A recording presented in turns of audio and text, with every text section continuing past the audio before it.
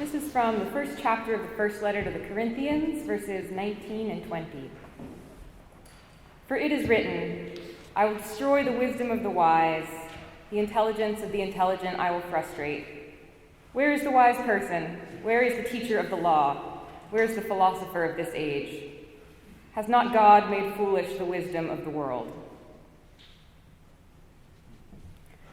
I wasn't sure what to talk about this morning. I'm not sure how I feel about graduating college. It seems like kind of an arbitrary rite of passage. But if I learned nothing else from a degree in English and religion, it is that just because something seems arbitrary does not mean that it is meaningless. And when I was thinking about what I should say today, I tried to be original, but at the end of it, I think I'm just going to have to talk about people and how special people are, because I think that's what has made this place meaningful for me, and it's what has made my 5 years here so special.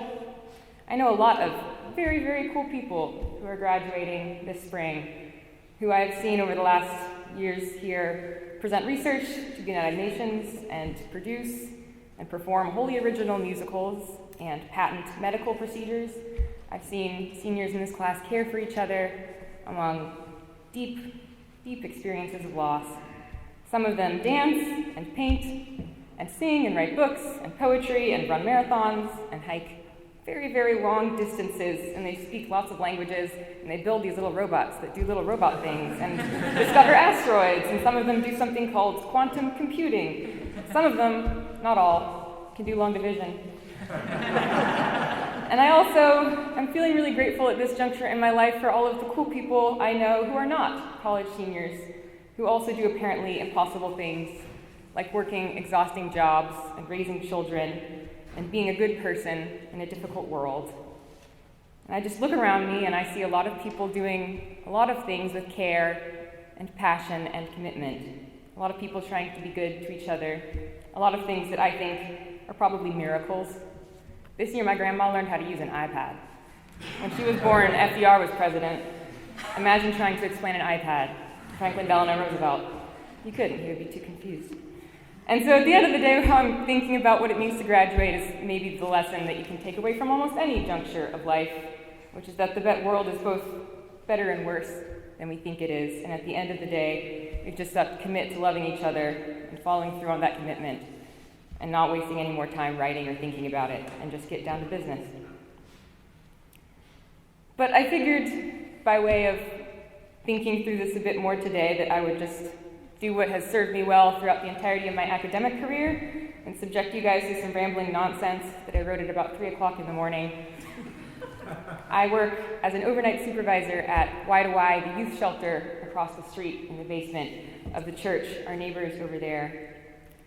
And a week ago I had my last shift, and we're graduating a lot of seniors this year, probably 20 seniors on our staff who I've spent some of the most meaningful moments of the time I've had here at Harvard with those people.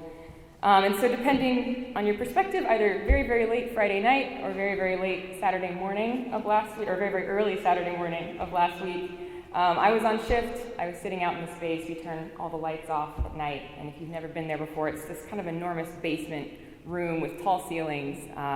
And so it's this big dark cavern and all the lights are off, and it was lit just by the dull red glow of the exit sign, and I was staring into the void and thinking about what it means to graduate college, and I was asking myself, who was I 5 years ago?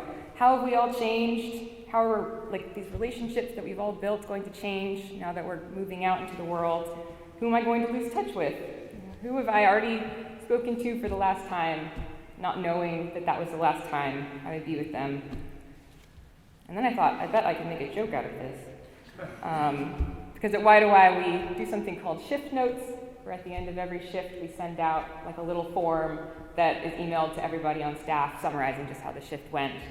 And most of it's pretty cut and dry and boring. We have a section to write down the supplies that we run out of and the policies and consequences we had to enforce. And there's one part right at the very end where we get to be funny and avant-garde, if we so wish, called pluses and deltas, which is this little section right at the end of notes where we build community by having a little fun, by going over what the pros and cons of the shift were. And it's not a competition to see who can write the funniest pluses and deltas, but I think it's a competition.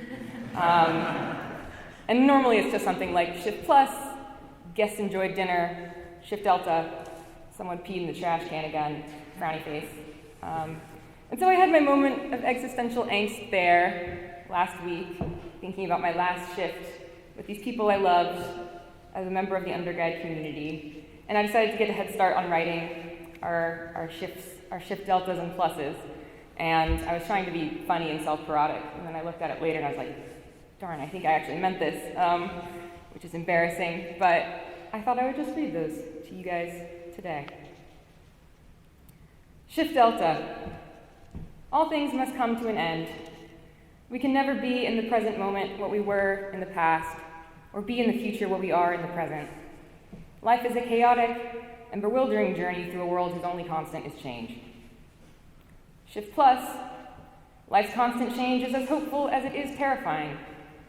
Even though this group of people will never be together in the same place and in the same way ever again, we will find each other in new places and new ways, moving into spaces both as individuals and as a community that surpass the limited capacity of our present imagination.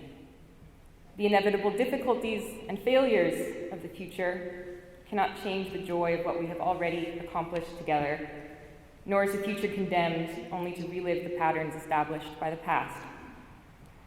We are aspiring towards a wholeness of being that can never be fully realized, not because of our frailty and limitation, but because that being's integrity is tied up in our choice to aspire towards something we know we will never reach.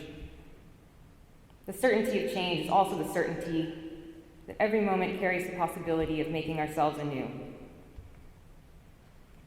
And then 6 hours later, I added a postscript right before we emailed out the notes to staff.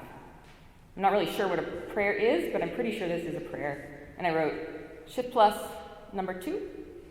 Our morning volunteer, Aiden, made a pancake and it had a smiley face on it, and that was pretty cool. Amen.